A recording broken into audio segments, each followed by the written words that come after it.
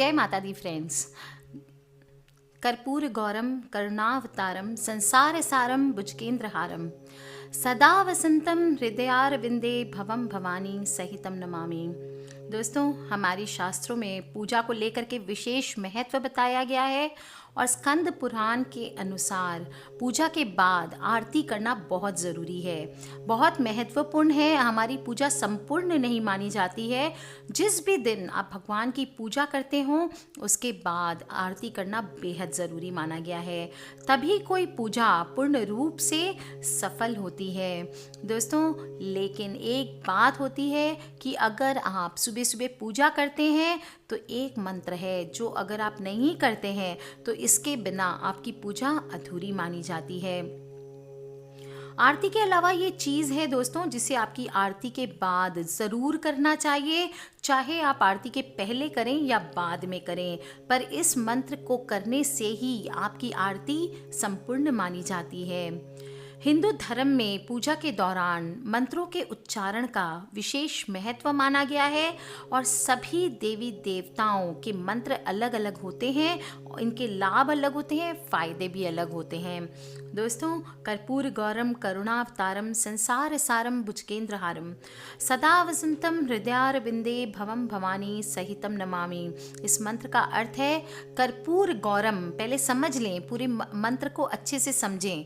कर्पूर गौरम का मतलब क्या है? कर्पूर के समान गौर वर्ण वाले करुणा अवतारम, करुणा के जो साक्षात अवतार हैं, संसार सारम यानी कि समस्त सृष्टि के जो सार हैं, भुजगेंद्र हारम इस शब्द का अर्थ है जो सांप को हार के रूप में धारण करते हैं, सदा वसंतम हृदया विंदे भवम भवानी सहितम नमामि। इसका अर्थ है कि जो शिव पार्वती के साथ सदा मेरे हृदय में निवास करते हैं उनको मेरा नमन है। मंत्र का पूरा अर्थ है जो कर्पूर जैसे गौर वर्ण वाले हैं, करुणा के अवतार हैं, संसार के सार हैं और भुजंगों का हार धारण करने वाले हैं, वे भगवान शिव माता भवानी सहित मेरे हृदय में सदैव निवास करें, उन्हें मेरा नमन है।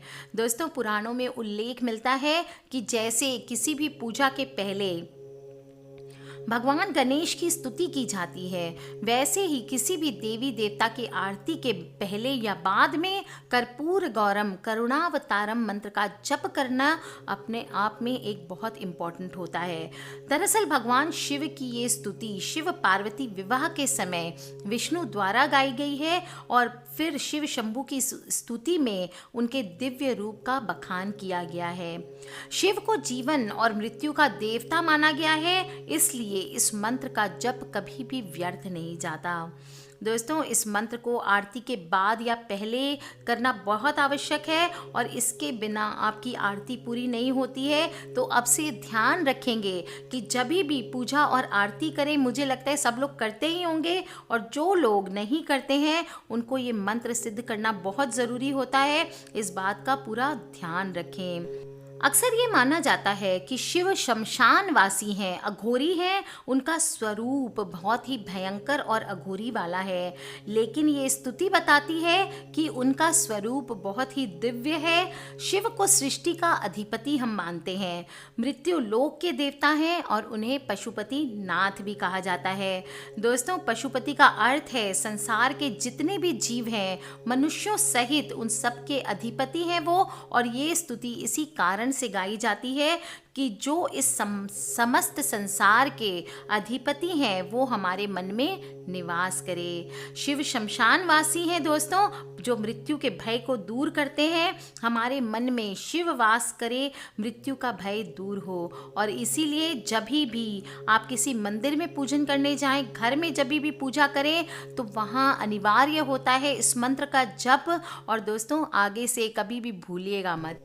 यूँ तो हम कहते हैं कि ईश्वर को प्रसन्न करने के लिए मन में सच्ची भक्ति होना ज़रूरी है, फिर भी हमारा मन कई बार पूजा पाठ के सही या गलत विधि विधानों में उलझ जाता है। ऐसे में कुछ आपकी उलझनों को दूर करने के लिए आज हम सुझाव देते हैं जो कि आप ध्यान रखें। सावन का महीना है दोस्तों और शिवलिंग की पूजा हम रेगुलर कर रहे हैं। ऐसे में ध्यान रखें, शिव जी को दुर्बा और तुलसी पत्र ना चढ़ाएं, विष्णु भगवान को चावल ना चढ़ाएं, गणेश जी को भी तुलसी ना चढ़ाएं और देवी माता को दुर्बा ना चढ़ाएं, सूरज भगवान को बेलपत्र ना चढ़ाएं और शिव जी की पूजा में रोज बेलपत्र नियम से यूज़ करें। हो सके तो पहले उसमें चंदन से ओम नमः शिवाय ज़रूर लिखें। 11 बेलपत्र 5, 7, 11 चढ़ाए दोस्तों और आप देखेंगे किस प्रकार आपके जीवन के सभी क्लेश नष्ट हो जाते हैं। दोस्तों शिव जी को बेलपत्र, विष्णु भगवान को तुलसी, गणेश जी को हरी दुर्बा, सूर्य भगवान को लाल कनेर के फूल और माता दुर्गा को लौंग और लाल फूल बेहद प्रिय है। तो अगर रोज़मर्रा की पूजा में आप इनको इंक्लूड करते हैं तो आप देखेंगे आपकी पूजा में आपको डबल फल मिलता है और माता रानी प्रसन्न हो जाती हैं। दोस्तों पूजा में कई बार ऐसा होता है जब हम दीपक जलाते हैं तो हमें पता नहीं होता है कि कौन से साइड रखें, क्या रखें, कैसे रखें। आप ध्यान रखें दोस्तों, पूजा में वैसे माना जाता है कि रोज़ एक तेल का दीपक जलाएं और एक घी का दीपक जलाना चाहिए। जब भी घी का दीपक जलाएं वो हमेशा दाहिनी तरफ रखें और तेल का दीपक हमेशा लेफ्ट साइड, हमारे नहीं भगवान के लेफ्ट साइड रखना चाहिए। जल पात्र, अगर घंटी बजाते हैं, धूपदानी है, ये सभी चीज़ें हमेशा भगवान के बाईं ओर रखनी चाहिए। दोस्तों जब आप तिलक करने जाते हैं, भगवान को स्नान कराते हैं, उसके बाद तिलक कराने के बाद चंदन टीका हम ज़रूर करते हैं। इस दौरान ध्यान रहे कि देवी देवताओं को हमेशा अनामिका यानी कि अपनी जो हाथ की तीसरी उंगली है इससे तिलक या सिंदूर लगाएं। दोस्तों गणेश जी, हनुमान जी, दुर्गा माता या किसी भी मूर्ति से सिंदूर लेकर के अपने माथे पर बिल्कुल भी न लगाएं, इससे बहुत बड़ा दोष माना जाता है। जब भी आप धूप दीप जलाते हैं, आरती की तैयारी करते हैं, उस समय भगवान की आरती की तैयारी करते समय एक दीपक से, कई बार क्या होता है कि माचिस ख़त्म हो गई या हमारे पास जलाने के लिए कुछ नहीं है, हमने एक बत्ती जलाई, हम उसी से अब दूसरी बत्ती जलाना शुरू करते हैं। इससे बेटर आप दीप ना जलाएं, आपके पास माचिस हो या गैस से आप कोई कागज़ जला करके थोड़ा सा उससे दीप जला लें दोस्तों, पर केयरफुली करें। गैस से भी जलाएं तो ऐसा नहीं कि मैम ने बोला है आप जाके लंबा सा कागज लेके जला रहे हैं, गेम मत खेलिएगा अग्नि के साथ। बेटर है माचिस आप अपने पास रखें, ना हो तो दीप से दीप जलाना गलत माना जाता है, ऐसा ना करें। इवन दूसरा दीपक तो नहीं जलाना चाहिए, बाकी धूप या कपूर आदि भी एक चीज़ से दूसरी चीज़ नहीं जलानी चाहिए। अगर आपके पूजा में कभी कभी ऐसा होता है हम पूजन करने बैठते हैं, हमें पता चलता है हमारे पास ये सामान नहीं है, वो सामान नहीं है, पूजा में अगर किसी भी सामग्री की कमी रह जाती है, ऐसे में क्या करना चाहिए? परेशान ना हो, बीच में पूजन को ना छोड़े, बीच में ना उठें। ऐसे में भगवान को चावल और फूल चढ़ा लें और मन में उस चीज़ का ध्यान करें और बोले कि हे भगवान मेरे से ये मिस्टेक हो गई है, ये छूट गया है, आप कृपा उसकी भाव से मैं आपको ये अर्पित करता हूँ। अगर आपके पास चावल और फूल भी नहीं है तो भी आप थोड़े से जल को हाथ में लेके और उससे अर्पित करके भगवान को संकल्प करके उससे अर्पित कर दें, आपकी पूजा संपूर्ण मानी जाती है। दोस्तों आज मैंने आपको बताया किस प्रकार से आपको एक मंत्र है जो सुबह सुबह की पूजा में अगर आप कर लेंगे तो आपकी पूजा संपूर्ण मानी जाती है। इसी प्रकार हर पूजा के अंत में आपको एक श्लोक और बोल लेना चाहिए, वो है त्वमेव माता च पिता त्वमेव, त्वमेव बंधुश्च सखा त्वमेव, त्वमेव विद्या च द्रविणं त्वमेव, त्वमेव सर्वं मम देव देव। दोस्तों इसका अर्थ होता है तुम ही हो माता, तुम ही पिता हो, तुम ही हो बंधु, तुम ही सखा हो, तुम ही हो विद्या, तुम ही धन हो, हे देवताओं के देव तुम ही मेरे सब कुछ हो। इसके बाद क्षमा प्रार्थना करनी चाहिए अपनी पूजा कंप्लीट करके, ताकि उसके बाद ही आपको भोग आदि लगाना चाहिए।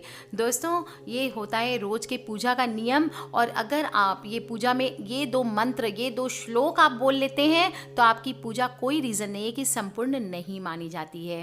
प्लीज़ ये इन्फॉर्मेशंस को अपने फ्रेंड्स, फैमिली, अपने जो भी परिवार वाले भाई बहन हैं उन सभी से ज़रूर शेयर करें, क्योंकि ये बहुत इंपॉर्टेंट इन्फॉर्मेशन है दोस्तों। और अक्सर हम पूजा में ये मिस्टेक कर बैठते हैं कि इन मंत्रों को जानते बूझते हुए हम गुनगुनाते नहीं हैं। आज के लिए इतना ही दोस्तों, सब्सक्राइब करके रखें ताकि आप और मैं आने वाले वीडियोस के थ्रू कनेक्टेड रहें। किसी भी प्रकार के क्वेश्चंस हो आप प्लीज़ मुझे ज़रूर पूछ लें।